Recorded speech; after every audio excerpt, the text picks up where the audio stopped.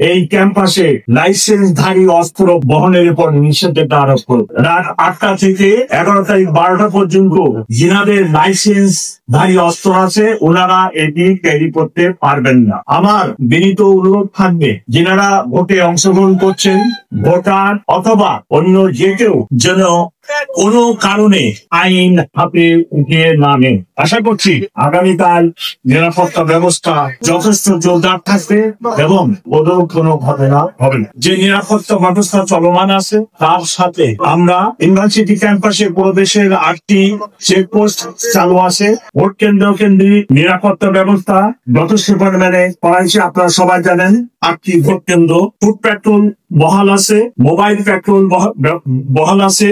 আমরা আমাদের অফিসারদের সাথে বডি অন ক্যামেরাও যুক্ত করে দিয়েছি। বিশেষায়িত team, explosive bomb disposal unit এখানে সাব কন্ট্রোলে থাকবে।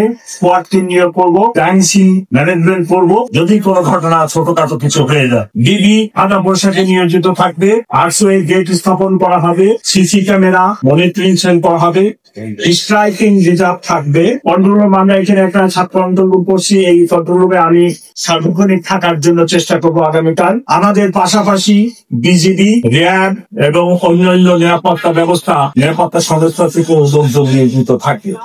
আজকে আমাদের এখানে 1771 জন পুলিশ অফিসার নিয়োজিত আছে। আগামীকাল 2096 জন নিয়োজিত হবে শুধু ঢাকা মেট্রোপলিটন পুলিশ থেকে ইউনিফর্মধারী। এর বাইরে র্যাব, বিজিবি আগামীকাল সশস্ত্র বাহিনী নিয়োগ করবে। আমরা আশা করতেছি যে কোনরূপ নিরাপত্তার আশঙ্কা নেই এবং গত 7 দিন বা 10 দিন যাবৎ যে নিরাপত্তা ব্যবস্থা ছিল ভালো ছিল, আগামীকালও ভালো থাকবে। আগামীকালের পরে 10 তারিখেও কোনো সমস্যা হবে না। আমাদের নিরাপত্তা ব্যবস্থা 10 তারিখ সন্ধ্যা 6টা পর্যন্ত বহাল থাকবে।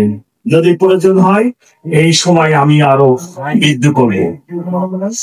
ঢাকা ইউনিভার্সিটি কর্তৃপক্ষের সাথে গত 1 মাস যাবৎ সমন্বয় করে এই নিরাপত্তা ব্যবস্থা গ্রহণ করা হয়েছে এবং উনাদেরকে আমরা সবসময় পুলিশি কার্যক্রম অবহিত করে রাখছি। সাইবার বুলিং হচ্ছে আমি জানি, আপনারা জানেন, এটা অত্যাধুনিক একটা যুগ আমরা পার করতেছি।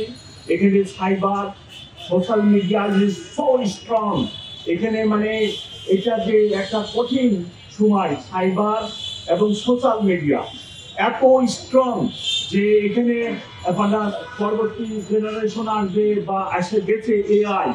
এখানে বিকৃত ও ছবি যে ঘটনা হয়নি এই যে সোশ্যাল মিডিয়ায় ব্যাপক হারে আসতেছে। আমরা এগুলোর উপরও কাজ করতেছি। আপনারা যে দুইটা প্রশ্ন করছেন এগুলো আমাদের জানা আছে, আমরা এগুলোর উপরে কাজ করতেছি।